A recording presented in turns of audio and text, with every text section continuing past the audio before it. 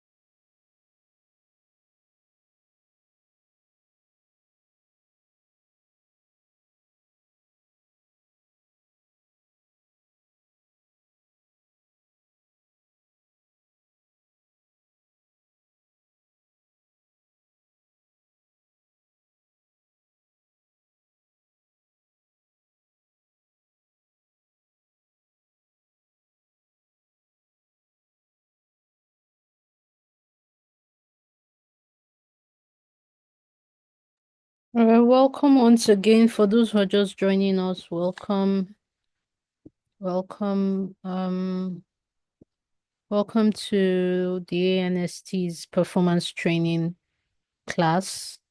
Like I said earlier on, for those who are in the beginner level training, this is module 3. So you're welcome to module 3 officially. For those in intermediate part, you're welcome to your first module. And for our guests, permit me to say belated Valentine, as this is supposed to be a Valentine gift to all guests that are joining in. Give me a minute to confirm that our facilitator is on the call and we'll get started.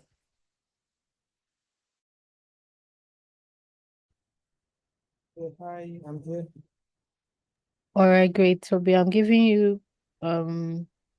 making you a host or giving you co-host abilities. Yes, you're now a co-host. So, guys, let's use emojis, let's use the chat, and let's appreciate our tutor for this evening, Mr. Oluwatobi Fagbongbe. He's going to be leading us in this session of training today and tomorrow. So let's welcome him. Let's see the emojis and let's see your thanks. So Toby, thank you. Over to you. All right, thanks. Yeah, um, I want to assume we are all in Lagos, Nigeria. So good evening, everyone. Um, Good evening, Toby. yeah, all right. So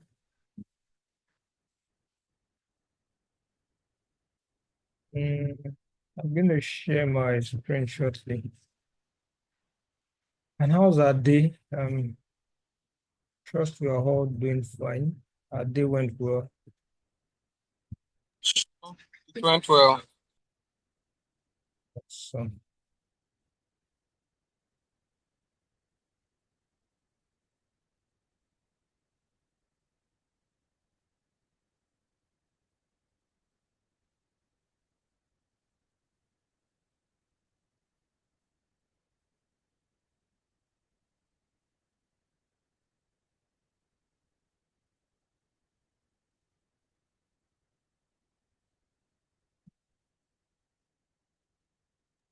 Toby, you're muted. We can't hear you. what about now? Can you hear me? All right. Yes, we can. Right.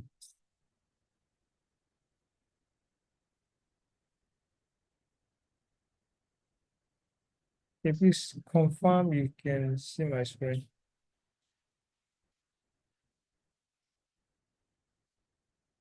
Not yet.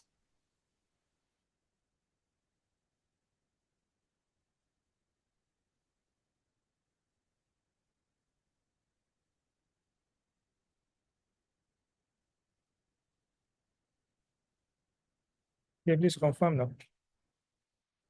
Yes, it's up. All right.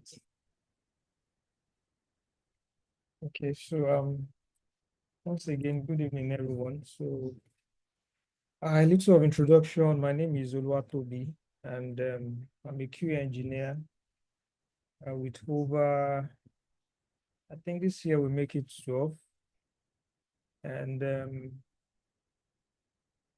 started my career in 2024 with Konga Online Shopping Limited. And between 2024 and now, I've been privileged to work with different companies, different industry, from fintech to logistics to e-commerce to education, um, different kind of industry. And between then and now, I've also tested, had experience on manual automated testing, executed different kind of testing, including performance testing as well. And I also train, coach, mentor people in software testing. And I believe that's why I'm here to share knowledge around performance testing with us. And from what I've heard, we have beginners and intermediates on this training.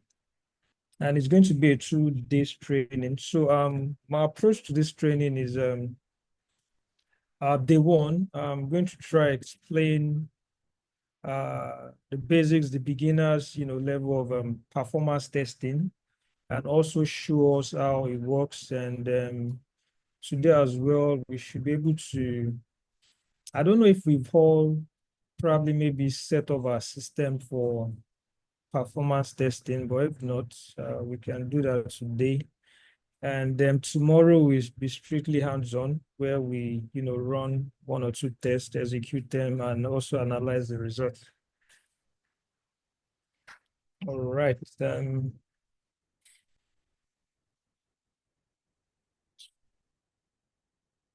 Okay, so today, so we're looking at performance testing, the first agenda, and next we also delve into Jmeter. And for the performance testing side, we'll be looking at the fundamentals, the types of performance testing, why do we execute performance testing is important, some terminology, and also analyzing results and a practical exercise. Excuse me. Okay. Oh, sorry, I think I need to mute or close some applications. Okay, so what is performance testing? As you can see on my screen, it's a type of software testing that evaluates how an application performs under various conditions, such as increased user load, extended runtime, or unexpected spike in traffic. And as beginner testers or intermediates, like I always advise, this is one area that we shouldn't overlook. I know many of us start with, learning how to execute different types of testing, checking the happy parts, and also, executing some negative testing. And one important aspect of testing, or when testing an application, is to check the performance. I'm sure we all agree that when we stumble on application, especially maybe a new application, and when it comes to how the application is responding, speed, this is one of the factors that determines if you still want to continue with this app or not. So, for example, you downloaded an app on Play Store and you're trying to log in and it's taking, let's say, 10 seconds or more. Trust me, many of us on this call might end up not using the application. Why? Because the performance is very poor.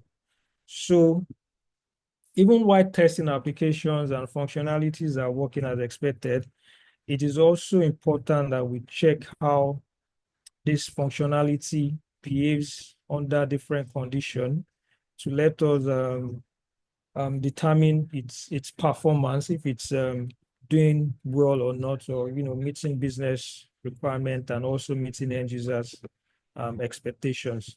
So it also says here that it helps determine the system stability, scalability, and responsiveness, ensuring the application can handle real-world usage scenarios effectively. So moving on, sorry. We also have different types of performance testing. We have the load, the stress, the endurance, the spike, the scalability.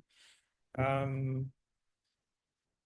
think because of my career, I've tried my hands on the first three, which is the load, the stress. The third and the fourth, in collaboration with my DevOps team, we're able to carry out those other tests. So load testing measures system behavior under normal load and peak expected load. It helps identify bottleneck before user experience them. As we progress, I'm going to explain the difference between load and stress as well. And stress determines the system capacity by pushing it beyond the normal condition to identify breaking point and failure handling. Another way to explain both is imagine you have to, carry a block of cement, and no, sorry, a cement bag. We have been asked, or let me say bag of rice. We have been asked to lift like say 5 kg. Under load condition, you are able to lift it up. But when it comes to stress, it's a question of for how long can you stay, for how long can you carry that load. So that just explain the difference between load and stress testing. And we have tools we use to execute these different types of performance testing. Endurance testing, this assess system stability, performance over extended period to check for memory leaks and degradation. Spike, examine how a system responds to sudden or extreme increase in traffic. I'm sure for some of us that are already in this system, working in one tech company or the other, you could have here probably your dev team or the DevOps, escalating that there was a spike at so at certain time period, this is what happened. Then scalability evaluates whether an application can scale up or down effectively by increasing the number of users transactions. Okay, so why is performance testing important? One, to prevent system failures, ensures an application remains functional under high demand, improves user experience. Faster response time leads to higher customer satisfaction. Same, I love apps that respond faster. Enhances business continuity, avoid downtime that would impact revenue reputation, optimizes infrastructure costs. So help businesses scale resources efficiently without over provisioning, and identifies performance bottlenecks. So before it gets to your end users, um, it can help us detect and address slow response times, memory leaks, and so on. For me, like I said, I started my career in Konga, which is Konga is an e-commerce company. And I remember those days, the Black Friday sales, how the company always, run a scatter, making sure that our application can, absorb that Friday traffic. And then it was usually a competition between Konga and Jumia, on Black Friday sales. We both be monitoring our platform, and when one goes down, the other one celebrate that, oh, we are up and up. So over time, we're able to, get it right. I think my first year, we had a bad experience with Black Friday. Our platform went down. Our competitors experienced the same. The following year, we're able to, scale up, optimize, put some infrastructure in place, and we're able to, handle large traffic during those sales. Platform was working as expected. There was no downtime. Customer were able to shop, and we made a lot of sales. So key performance testing terminology in performance testing. So you'll be hearing things or seeing things like throughput, latency, response time, concurrent users, and so on. I remember my first performance test I did. Then I didn't. I'm not sure I knew what performance testing was then, or I've heard of any two. I think that was my first year too as a software tester. And this speaks to, when they say working hard and working smart. So what did I do? I got a stopwatch, probably I think on my phone, launch my stopwatch. And for every feature functionality, for example, login, once I hit the login button, immediately I tap my stopwatch to start reading. And once it logins, I stop it, I write down the time it took to log in. So I do like probably 1 to 3 iteration, then get the average.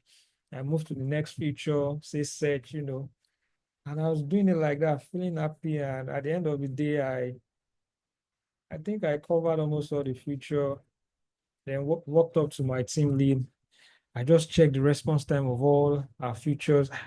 Asked that, how did I do it? And I explained, and the guy laughed, I was like, well done. You did well, but next time you could have just asked. There are tools that you can use to run this test. And he introduced me to Jmeter. Then I started reading up and learning how to use Jmeter. You get. So but one thing about me being a tester is I actually like to explore. I love to try new things. I like to think outside of the box. I think that was what prompted me to, you know, take the initiative, even though it was not the best approach, but at least I was able to, and again, yes, I also did it under different network conditions like 3G, 2G as at then, you can imagine the amount of, effort, hard work that I put into, running this test. Uh, so performance testing process. So when you want to run your performance testing, there are some, prerequisite. There are some things you need to consider, things you need to put in place. You don't just jump at, in performance testing tasks without, for example, identifying the test environment. Like which environment are you testing on? Identify the performance acceptance criteria. So again, before I run, for example, load test or stress test, I usually ask for a requirement from the business or stakeholders stating what they want to achieve with this test. You know, for example, if it's a Conga Black Friday, are you saying you want to be able to your platform to be able to run absorb traffic of, let's say, 100,000 concurrent users. So all these requirements must be gathered. The first one says identify your test environment. Are we running it or staging, or is there a sandbox environment that we need to run it? But the key thing about environment is, be it staging or sandbox or whatever environment, it has to be a replica of your production environment so that you can get an accurate, it might not be 100%, but something near to, accurate results by having a replica of your production environment. Then once you gather all these requirement data and all your questionnaires, for example, I usually have this checklist too that I send to my team. The checklist, you need to answer a lot of questions.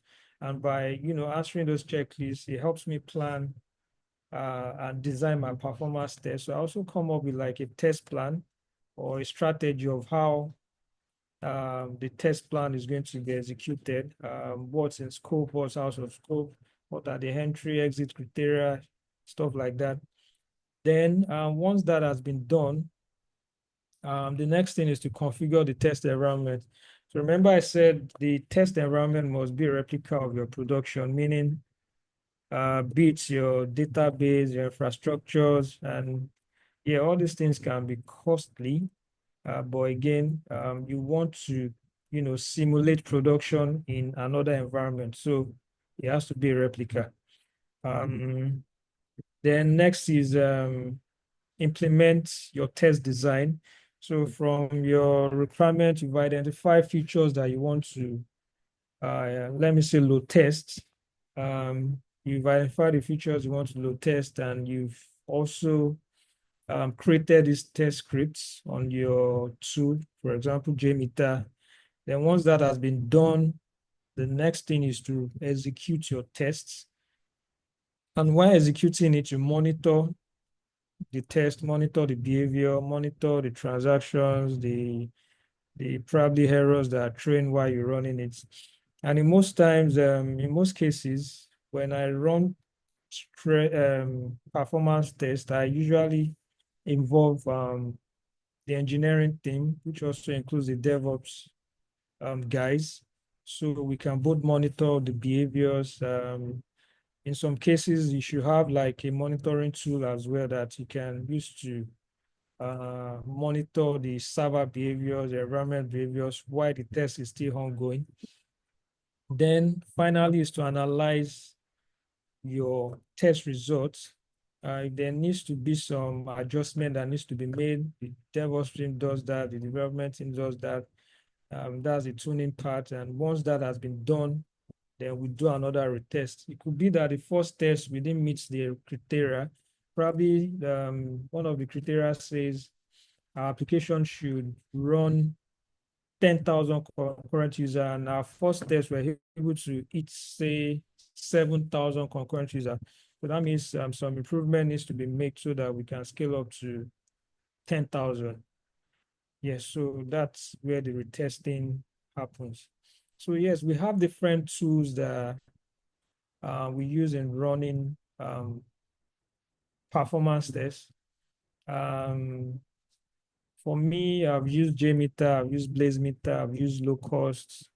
Then there's this new, not really new, popular one to K6 that people use. I've only seen it, but I haven't really played with it. But one thing I know is if you are good with one tool, you understand the basics of Jmeter, but you should be able to use any tool. So once you are good with one, you should be able to use the rest. All right, so we've talked about performance testing, and how to get started with performance testing. So the tool we'll be looking at for this training is Jmeter. It's one of the most popular tool we use in executing performance testing. It's an open source tool, meaning it's free. It's a tool you can download on the internet. I'm sorry, a minute. Yeah.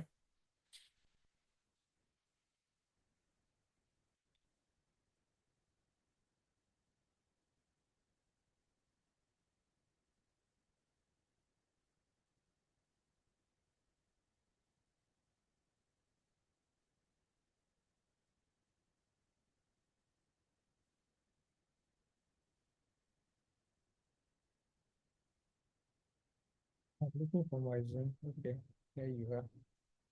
All right. So let's continue. Yes. So next, we look at some key features of Jmeter. One thing about Jmeter, so yes, it's an open source tool. You can use it to run your performance load testing.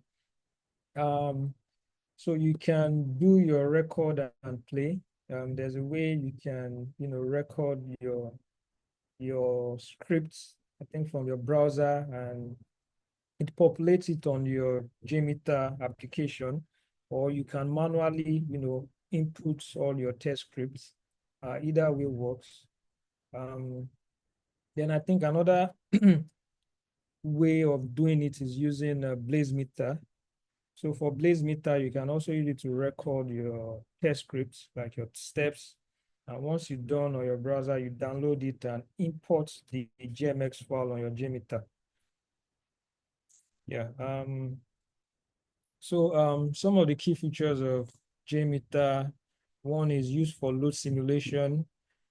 Two, protocol supports.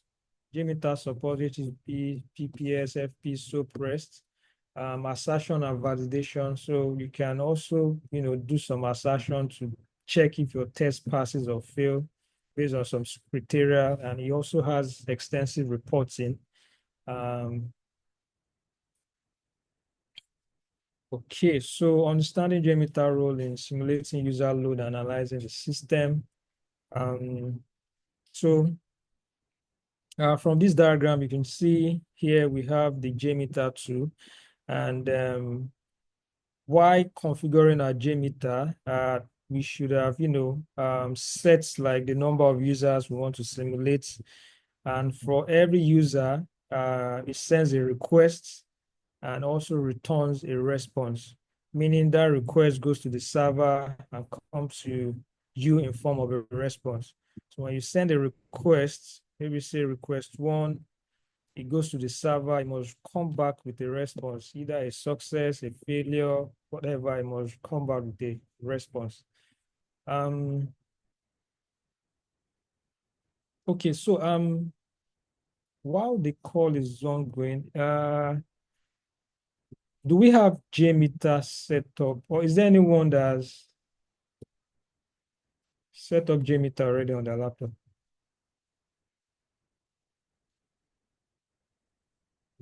So I know how we.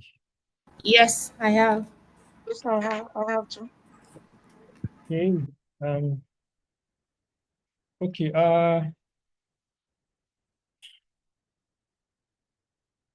Okay. So for those of us using Windows, like I said, tomorrow will be more practical, but let's use today to set up. For those of us that haven't, I'm currently using a Mac. Some of us are using Windows, some are using Mac, but either way, we should get Jmeter running.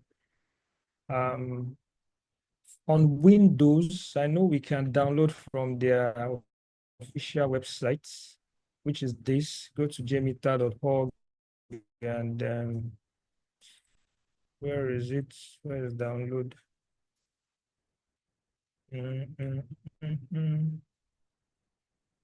Download releases. Okay, yeah. So you go to download releases, and for those on Windows, is it source or binary? I don't even remember. Let me check. I think I have it in my slide, but we get there.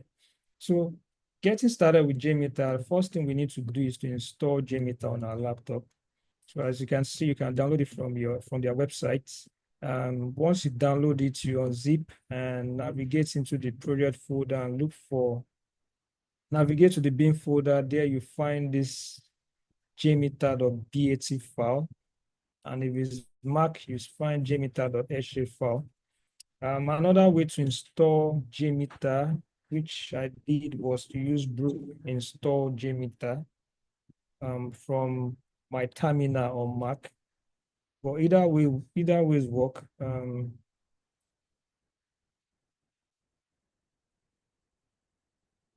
So for those of us on Mac, so basically all I just need to do is brew install Jmeter. But before you can run this command, you need to have one brew install. All these commands are there from their website. If I come here and I download, I think, is this source of bind? Okay, let me check my slide again.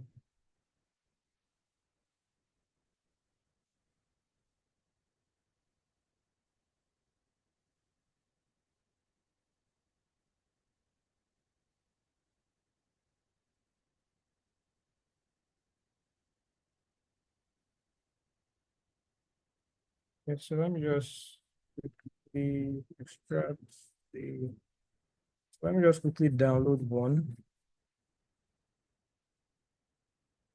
So I go to download releases and I'm going to download this binary Jmeter zip.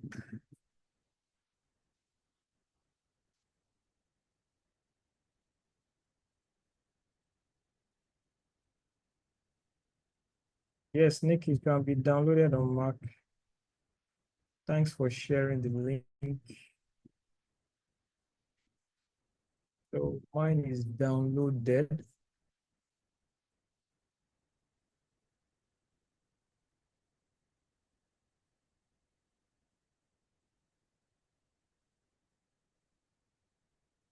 So here it says I've downloaded it and extracted it. So this is the folder, the Jmeter file. This is the folder. And I will get to my bin. Then we may mention that on Mac, you'd see, where's my slide? Yeah, so on Mac, you see jmeter.ha file. On Windows, you see jmeter.bat file. So all you just need to do is double click. Okay, this is a Mac bin, so I need to right click and open.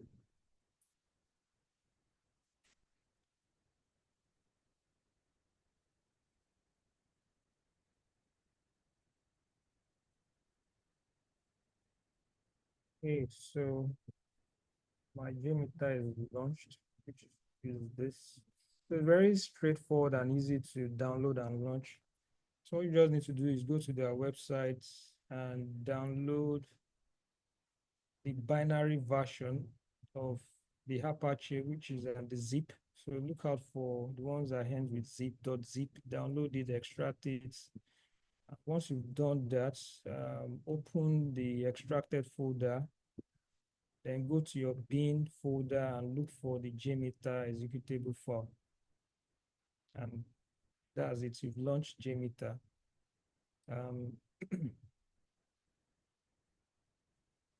Okay, so next is understanding Jmeter, how Jmeter, some of the Jmeter component that you'll be working with. One is text plan. You also have the thread group, the user scenario, the sampler, the listener, the timers, the assertions. So the test plan in Jmeter defines the section of sequence of actions Jmeter will perform. So inside a test plan, tester had test group.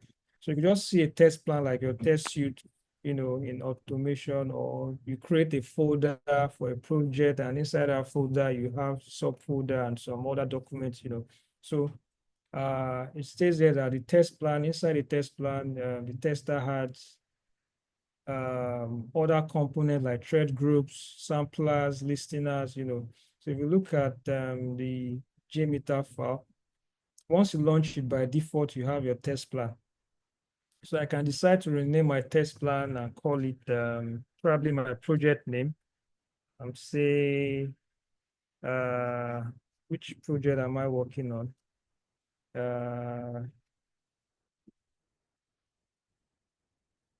Let's say Pala Blue Happen. So I can decide to rename my test plan and give it my project name. It's optional. So once that has been done, so the next thing here speaks to thread group. So thread group represents virtual users interacting with the API. So this is where you configure the number of users you want to simulate. If you look at, so before that can happen, I need to have my thread group inside my test plan. Maybe I should just rename it back so I don't confuse us. So this is the test plan. So inside it, so I need to add my thread group. And for me to do that, I right click on test plan. I go to add. Sorry, really, please. Some people say that you are not clear enough. Can you like increase your volume? You had like two people say they can't hear you clearly enough. Thank you. Please let me confirm. Is it the same for everyone? No, I can hear you very loud. Thanks. I can hear you very loud. I can hear you too. I can hear you well. All right, thanks. I can hear you also. Yeah, thanks. So because I know I'm, trying to raise my voice enough. Wait, am I the only one? I can't hear him. If I go beyond it, I don't want to crash. I can't hear you as Sam, well. we can't hear you. Wow.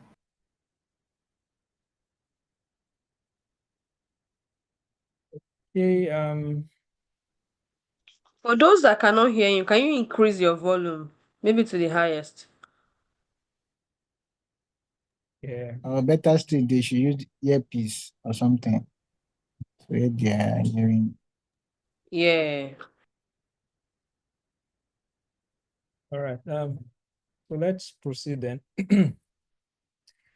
So I've explained text plan, and next is thread group.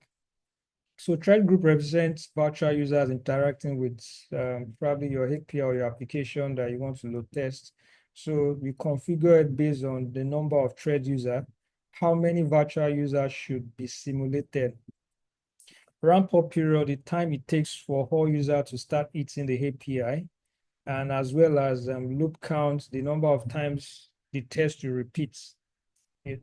So taking us back to Jmeter, for me to add my thread group, I need to right click on add. Now here you can see thread users, then I go to thread group. So once I add it, it's inside my test plan, and here you can see the number of thread group, ramp up period, and also loop counts. All these numbers can be changed or configured based on our test requirements. So then next is user scenario. So here it's more like the features we want to probably load test. A scenario could be login. So we need to get the required endpoint APIs. We get to all those later on. I'll explain them later on. Then next is sampler. So to simulate your user request, you must add a sampler that also aligns with your endpoints. So if it's HTTP, if it's HTTPS, if it's JDPC, if it's FTP, you need to include it. Now for that to happen again on our test plan, I'll right click on it again, click on add, and go to config config elements, then I look for my, where is it?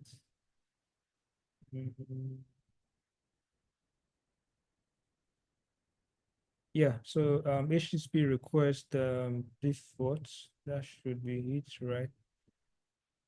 Yes, so this is it, the sampler. So here you can determine what the server name is or IP. If it's HTTP, you can leave it blank, but if it's HTTPS, you need to add it here. HTTPS. But like I said, if it's HTTP, you can leave it blank. I don't know if we've done API testing. If not, let me just ask, have we done any training on API testing for now? Yes. Yes, sir. Okay, cool. So I'm Yes. sure you guys will be familiar with like your base URL, the paths or your endpoints, and if your test has a port number to you include them here. Then for requests that has like parameters, bodies, we can also add them here. If it's a body, for example, you're trying to log in, it requires an email and a password, you can add them here as well. The same way we run our API test using Postman. I think what's just difference is the user interface, but it's still the same request you input on what was it called? Postman is the same request you input on Jmeter. Okay, so Sorry, Toby. There are some questions in the chat that I think you should just, especially one specifically, since you've passed the theoretical, the introductory part. So someone is asking a question as to what the standard performance testing standards are, because most times when organizations ask you to carry out performance tests, they just assume there is a global standard and they don't provide any requirements. So the question basically is there a uniform standard? Could you share what the standard should be? That I think is the question. okay, yeah, thanks for that. I think I have on my slide where I noted down like best practices. So I think that should be able to answer this question. But in terms of is there like a global standard?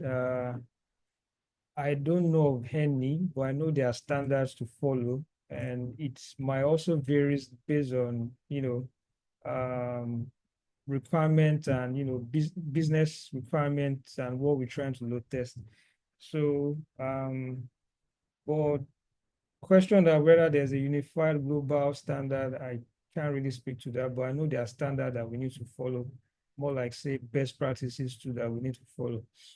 I've talked about some of them, but when we get there, I'll explain further. Let me go through the chat. Or is there another question that I might have missed? I think that was it mostly. The second question was if to run performance tests, you need to get a paid version to run any scale of performance test, or it's completely free. But that has been responded to. I don't know if you want to speak to that. That's Okay, it. so the tool itself is free, but it now depends on the kind of infrastructure you want to use to run your tests. So for example, if you are running, a low traffic, let me say like 1,000 users, it's something you can run easily on your laptop. But when the numbers are increasing, getting to like probably 2,000 upward or 3,000, you might ask yourself, at this point, you might want to run on a server and not on your laptop you get. And these servers are not free, so it might cost us. There are also some paid Jmeter too. For example, Jmeter, it has its free and also the paid. The free, I think you can run probably maybe 50 concurrent user. But when you want to go beyond that, you need to, get a paid plan. And Jmeter has it, so you can run on their inbuilt server. You don't need to go, get your own server to run your test. So run as many numbers as you like. Yeah, so there are free tools. There are also paid tools. For a start, you can leverage on the free tools like Jmeter and, execute your test. Mm. Thank you very much. You can proceed. That's all for the questions. Cool. Okay, so next is listeners. So listeners is just helps us, displays our test results. After running your test, you want to see like a result, to be a graph or a table, to show you how to show you your responses, what passed, what failed. So the listener does that for us. And if we go back to our Jmeter, to add a listener, excuse me, I right click on my thread group and I go to listeners. So we have different types. I think the one I normally use, view research tree, summary reports, which other one? Then view result in table, and I think, yeah, and graph as well. So this four, but you can play around all the different listeners just to see what it looks like and probably what might work for you. So that's for listeners. Yeah, so for summary report, you can see the table. Once I run my test, I see the labels are the tests that were executed, the samples, the average time, the minimum average, the maximum, all the numbers, you see them here. So timers, we had timers, we had delays between requests just to simulate real world traffic. So it's optional, but you can add it. And then finally, assertion validates responses and performance criteria. So we can also add assertions to our test. So this is just a pictorial view of, the JMeter structure, its component, and how it works. So you have your thread group, and inside your thread group, you have your samplers, your controllers, listeners, assertions, processors, config elements. You can have more than this. You can have just two, you can have just one, you can have three. Depends on how you want to configure your projects.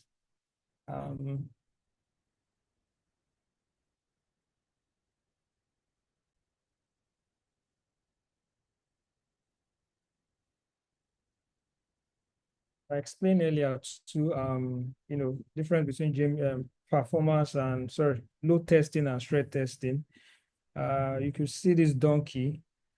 Before now, he was able to carry the load, to some distance, and it got to a point. The donkey had been stressed to a point that the guy couldn't continue, and he just gave up. And here we have the donkey. So that's stress for you. Just how long can we withstand the current load we are carrying?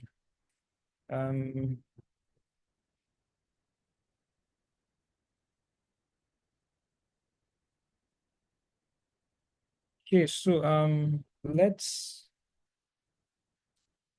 run. So let's just create a sample test to explain everything I've been teaching us. Yes, so before I create a sample project from scratch, let me just quickly load an existing one for us to see. Where's this guy? Okay, so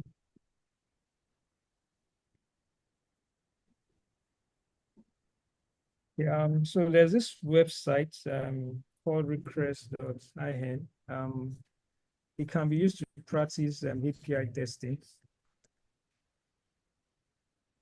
So this is the website. You can use it to practice your API testing. You see different requests on it, like list user, single user, the endpoints, the expected response, the code, everything are here. So I created some requests from here, request.high-end to just demonstrate how to configure our Jmeter and run some tests. So I have 3 requests here, which is the get, the post, the put, and the delete. So this get is to, let me find it here. This one is API user page 2. Okay, yeah, so this is for listing users. Another way I could have done this is just use the request name instead. So this is a get, and I'll just say list user. So we familiarize ourselves with it. This one is API register.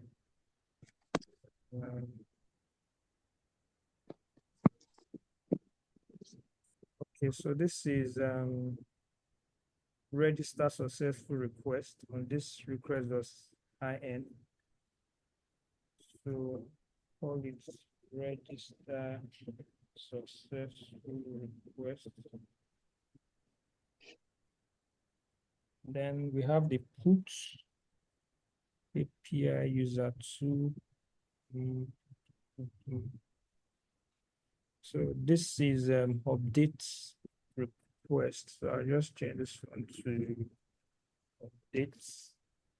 And finally, delete. We have the delete request. We just have just one. Yeah, so that's fine. All right, so you can see the way it's structured. First, I have my test plan, and so inside my test plan, I have my thread group. So you can always use these arrows to collapse or expand your thread group. Then inside my thread group, I have the request that I want to load tests, the list user, the register successful, updates, and deletes. Then inside my thread group, I also have my listeners, like the view result tree, the summary reports, and 3 others. Then inside my thread group again, I have user defined variables.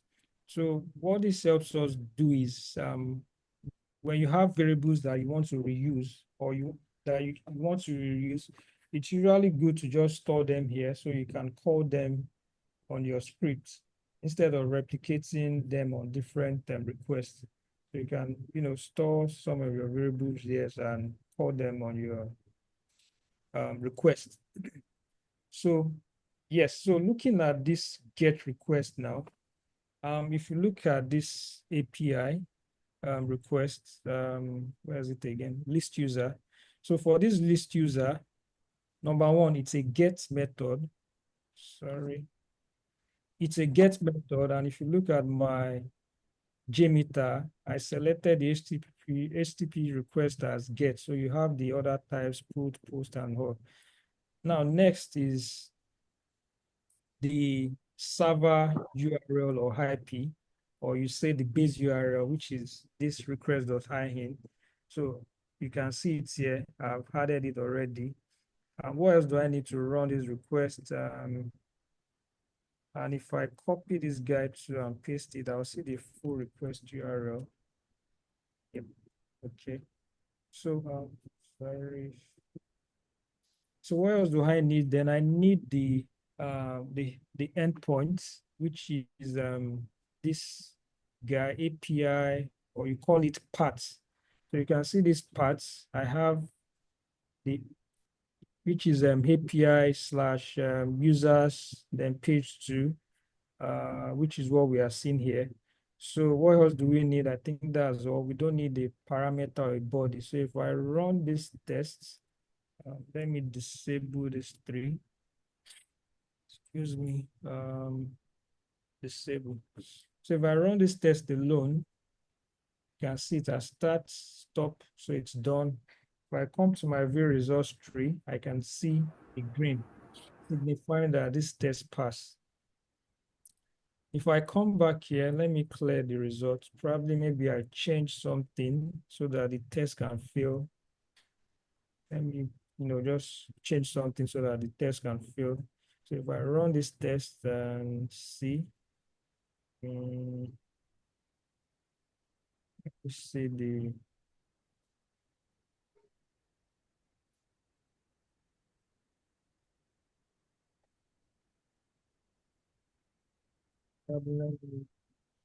just change this guy, save my work, play, then execute, check results. Now I can see that my test is failing, so I can see a red saying unknown server, so let me return it back to what was passing. I clear, then I play again. Done. I come to my view result tree. So now you can see a green meaning it passed. And again, how can I check that it passed? If I check the response body, I'll change this text to JSON. So you can see the response body, what is expected for us to see, like the page. I can also confirm it with the response that I get in here. So what I'm just showing us right now is that we can, so we can load test our APIs directly on Jmeter. And like I mentioned earlier, if you know how to run API on Postman, it will be easier for you to also do the same on Jmeter. So that's for list user. Then if I go back to my thread group and probably say I increase the load to like 5, and I save, I clear, and I run. So I should see 5 results for this list user. So you can see all the 5. Then if I go back again and probably say, where is it? Thread group, and I had changed this loop count to 2. What I'm saying is that I should run this test twice, So if I clear and run again, I should see like 10 results. So it ran the first batch, which is 5 concurrent user. Because I increased the loop count to 2, then it did another test. If I increase it to 3, it's going to do another batch of 5, and we're going to have 15 results here. Still on thread group. So ramp up period. If I change this to, let's say, 5 seconds, and I change this to a loop count of 3, and what I'm telling this test to do right now is to, execute the request in 5 seconds.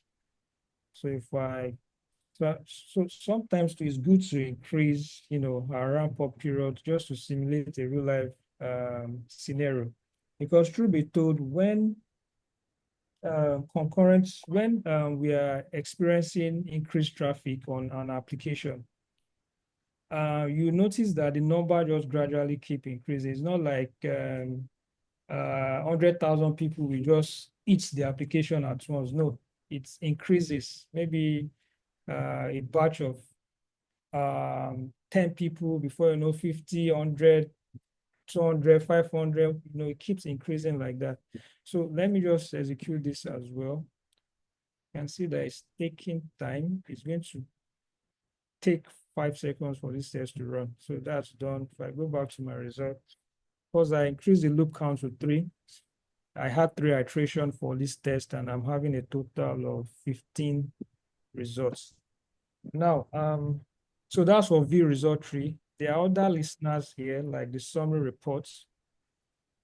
That one displays your report in form of a table. We ran a total of 15 sample, average of 5,452, minimum requests at 289, maximum, excuse me, maximum request at 767. Then the standard deviation, are there error, no error, what the throughput like, 2.8, received, sent, average bytes. Then we have the aggregate report too. graph, what the graph looks like, the response time graph. So like I mentioned earlier, you can put your test plan, add as many listeners as you want, and see what the output looks like, and play around it as well. Yeah, so that's for the listeners. So let's say I want to run all these tests at once. So I enable this guy. So now we have 4 samples that we want to run.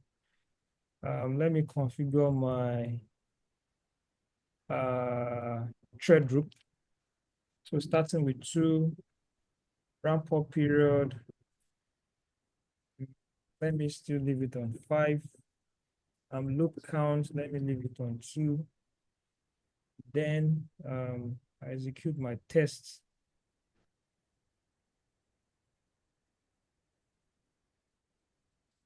So now if you look at the view result tree, we have all the tests here, the gets, the post, the update, and the deletes.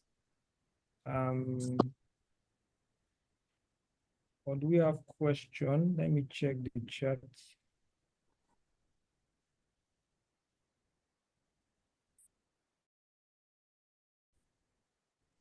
Yes, there's some questions in the chat. I'm not sure if they'll be for today or tomorrow, but I'll just ask either ways. Someone wants to know Okay. if Jmeter can be like performance tests can be run from the UI of the site. The second question is how to conduct performance tests for mobile applications. The third question is how to save results from Jmeter. I know that there is the training is for 2 days, right? But these are some of the questions you can quickly address if they'll be treated today or tomorrow, so that they don't rush you. The first question is sorry. Vivian, please come to Slack, share the screenshot of where you downloaded Jmeter with me. Sorry, over to you, Toby.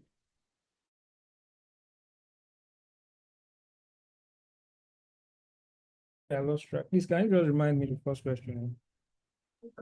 Okay, so the first question was about Jmeter performance test on UI. Okay, UI.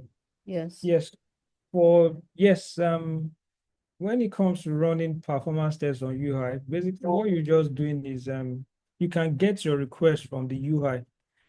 When we say UI, like the website user interface, go to the website.com, then record your scripts to extract, the request, the samples that you want to run. So that's how you run on UI, not like you run the test directly on the UI. You just extract the samples you want to run. For example, like the login, the sign up, the probably search for items, you can extract all these samples by recording it on the UI.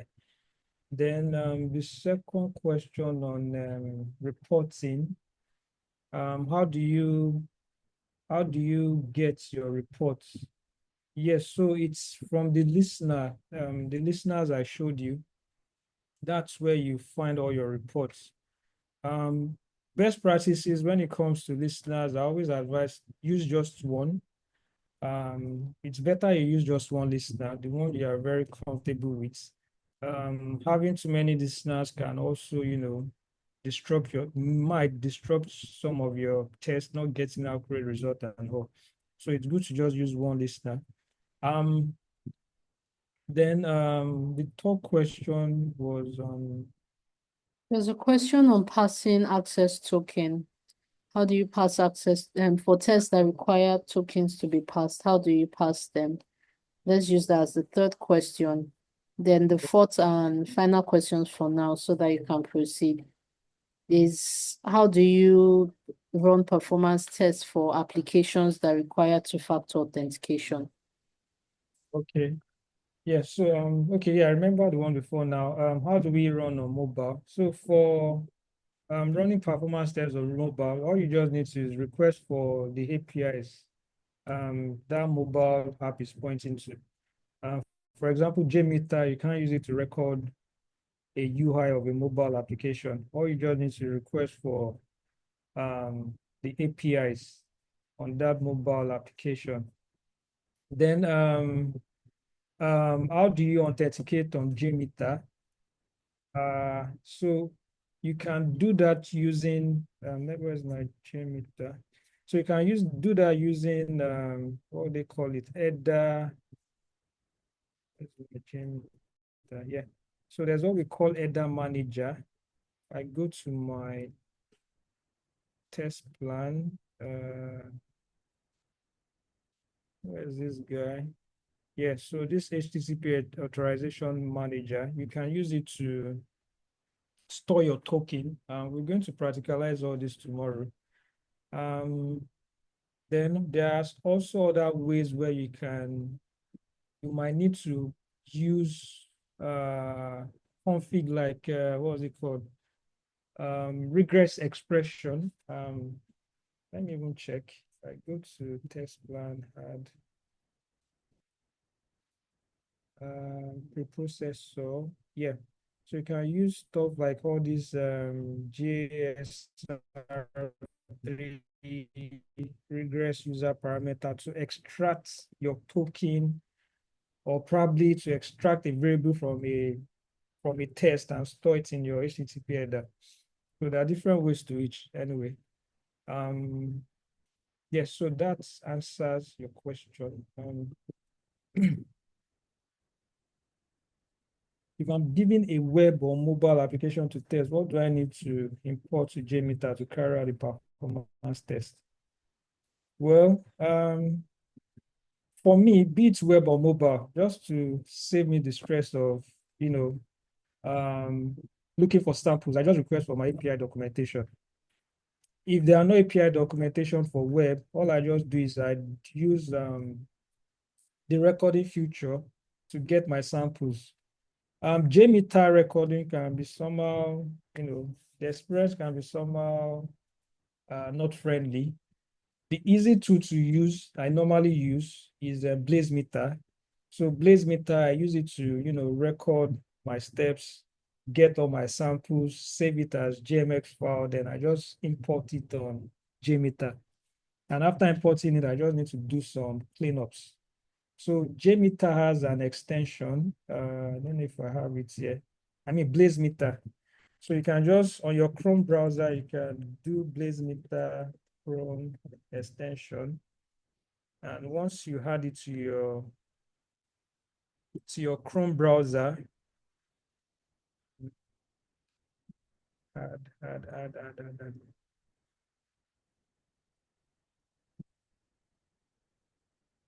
Yeah, so I think it's added. Yeah, so once you've had, all right, so you can just, come about. Always advise sign up. If you don't sign up, I think it won't give you your GMX file. So I need to log in, and then I just quickly do 1 or 2.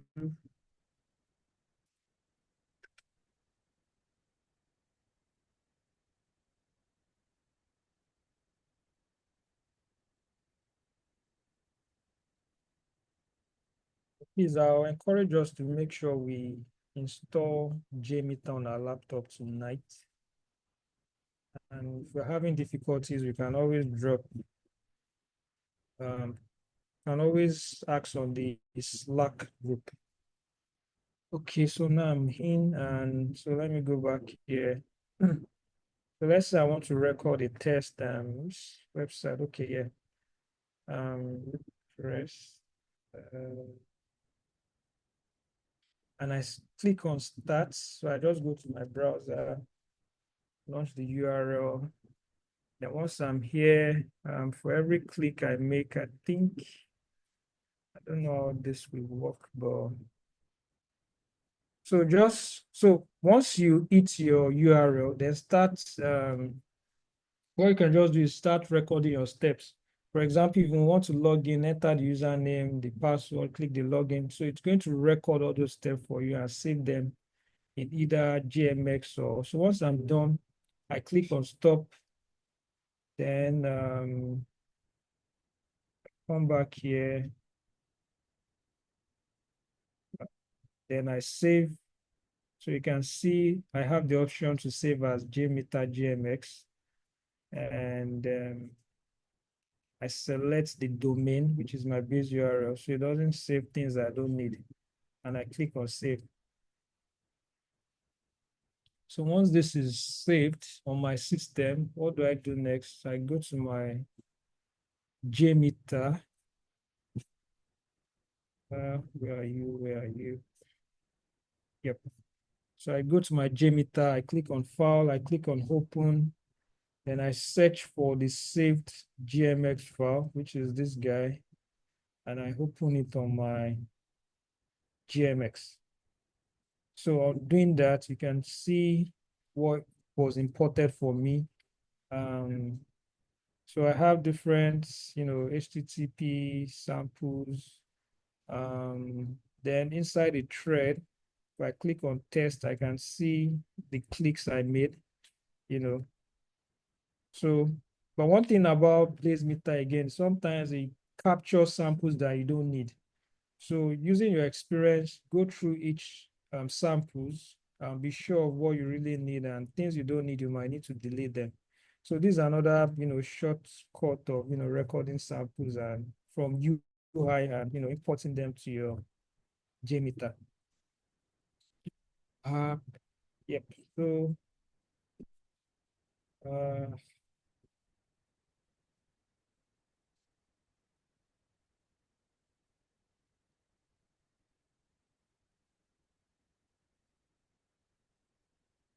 okay. So, yeah, so let's look at some best practices for performance testing with Jmeter. So the first one here says use a holistic load model that is simulates real-world user behavior with appropriate think time and wrap-up periods. So this can be tricky. It can, but I think one of the ways to get this right or be accurate is when you start running your test, you run the first test and you see the behavior, it might give you some, you might from there know whether to increase your, what was it called, ramp up period and see the behavior again. So for example, let's say I ran 100 concurrent user in 2 seconds. And by the time I ran that test, I saw like 50 errors. Then I may need to ask myself, well, is this really realistic? Will 100 users just eat this application now? But yeah, 100 is possible. But if we increase the number to like, say, 10,000, with 10,000, we will just eat my application at once. So, okay, looking at that, let me increase the ramp up period again a little, maybe to like 20 seconds to run 100 users, So by doing so, you're already trying to simulate, real user behavior while, running your test. Then next one says, limit GUI mode usage, run test in non-GUI mode for better performance. So what are we trying to say here? When running your test, you can either run it on your GUI mode, which is what you are looking at here, or you run it on your terminal. So your terminal is this. On Windows, it's your command prompt. Or you run it directly on a server. Now, what I was trying to say is that for a better performance, avoid using GUI mode. So it says here that run test in non-GUI mode for better performance. So what we are trying to say is that if you want to get the better performance, don't run it on this GUI you're looking at. Is either you run it on your terminal if you're using your laptop, or for a more better performance, you run it on a server and not here. But for practicing, it's good to do here. For low traffic, you can also do here. Yeah, so next also says use CSV data So parameterizing test using CSV file instead of hard-coded values. So yes, in some cases, probably let's say you want to, let's use sign up, for example, you want to, load or run transaction of, let me say 1,000 user. It's advisable best practices is to, create all this data on a CSV file rather than, hard coding them in your script. Then next is optimize thread group. Yes, start with small number of users and gradually increasing the load. So best practices says if I want to load test 50,000 concurrent user, I start small and I gradually increase the number. So I can start with 100, increase it to 300, 500, 10,000, 1,000 till I get to a breaking point or till I'm able to achieve the 50,000. Next is reduce resource consumption. So yes, disable unnecessary listener, use headless mode, and store logs in .jcl format instead of viewing results in real time. So what are we trying to say here is that even on your Jmeter, any sampler, listeners, or config that you are not making use of, it's always good to disable or remove them. And I also advise earlier that it is good to use at least one sampler for your test. Then it also says use assertion wisely. Too many assertions can slow down your test, which is true. One assertion is very okay. Then next, which is 7, says monitor server performance.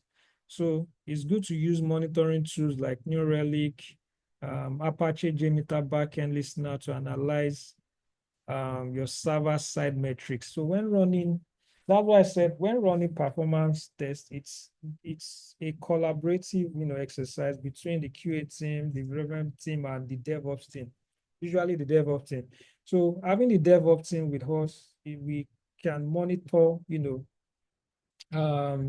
can monitor the server behavior on tools like New Relics. There are other tools like Datadogs, different companies, and there are different monitoring tools. As you are running your test, you are seeing the behavior in real time. So we can easily catch some behavior from even before the result comes out of the server, performing or behaving. And another thing is as QA, we might not be able to interpret, the behaviors of the server at this early stage.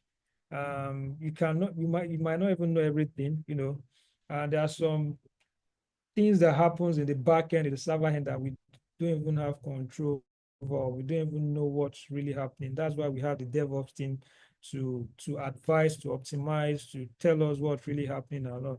So it's always good to have them on your side, while running your tests. Another best practices is it's good to run your test during off-peak period. So these are periods where the application are not being induced by the team or probably by your team. So it could be maybe midnight, when people have gone to bed. Because if you try run it during the day when developers are pushing their code or running some tests, it might also disrupt the accuracy of your tests. Then what else? Yeah, I think this speaks to some of the best practices that we should look out for, while running our tests or before we run our tests. And some standards that we need to put in place. I remember mentioning earlier too that when it comes to the test environment, we should make sure that it's a replica of our production environments. So I also made mention earlier to that sometimes too I come up with a checklist of of my prerequisite, things that needs my entry criteria, things that needs to be in place before I can commence my test. So all these things needs to be in place. Probably maybe tomorrow I'll get one of my my checklist and also share with us and explain some of the checklist and how we go about testing them before we dive into the proper practical. Okay, so yeah, I think that brings us to the end of today's session. Do we still have questions? Or let me even check the chats.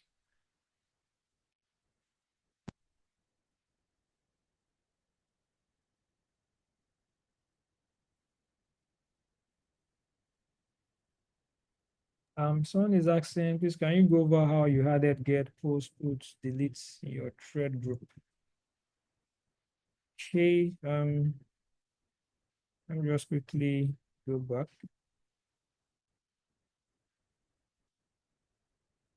So you can see my thread group.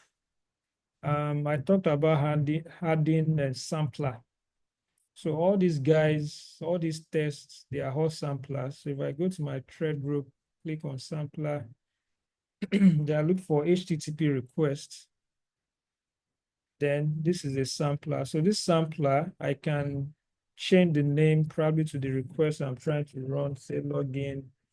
Then here you see the HTTP request method type. If I click this drop down, I can select the different type of method I want to use based on the request I'm running. Then if it's an HTTPS, we had it here. If it's HTTP, we leave it blank. Then your base URL comes here, or your server URL or IP comes here. Then if there's a path to it, maybe slash something, you had it here. And if it's a post that requires like a parameter or a body, you should also include it.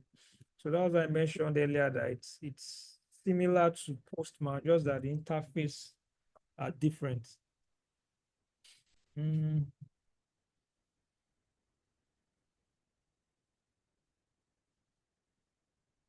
So someone asked that what's your perception regarding performance tests using Postman? Is it reliable? I've heard people say you can now run performance tests using Postman, although I haven't tried it, but it's something worth checking. Then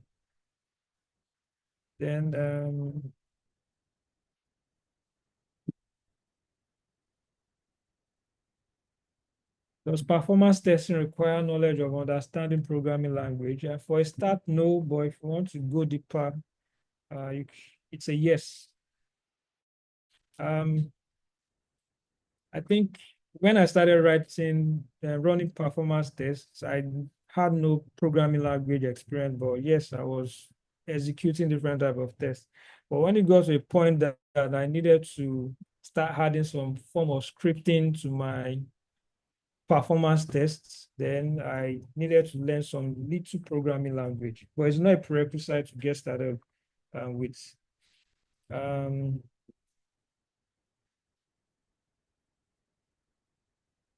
Uh,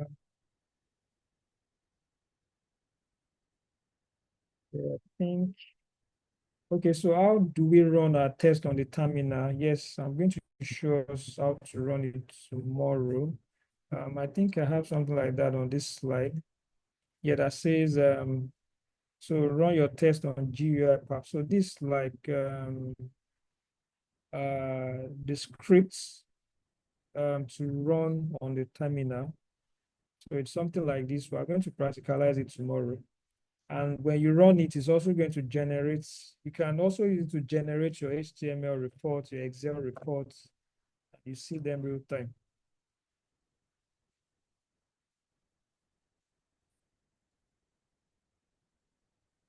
Okay, so analyzing behavior too, we look into this tomorrow when we're analyzing our reports.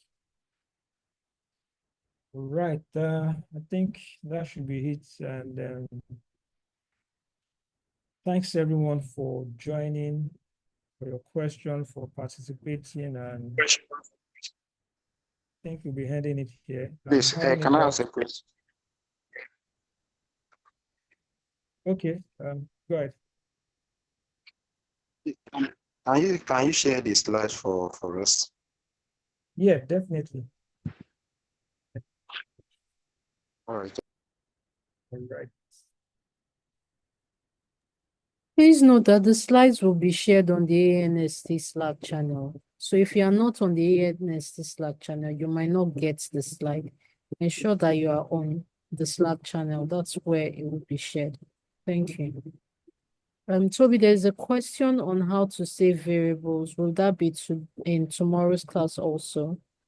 Yes. All right. Okay.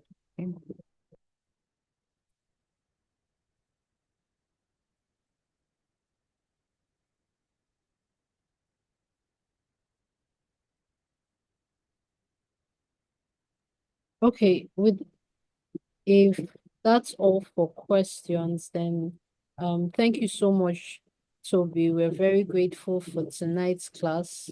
I've dropped the link to the Slack channel also in the chat for those who are asking. Like we said, it's a 2-day training. So for those who joined in late, the recordings will be uploaded, or the link to the recording will be uploaded tonight. And tomorrow we meet again, same time, 7 p.m.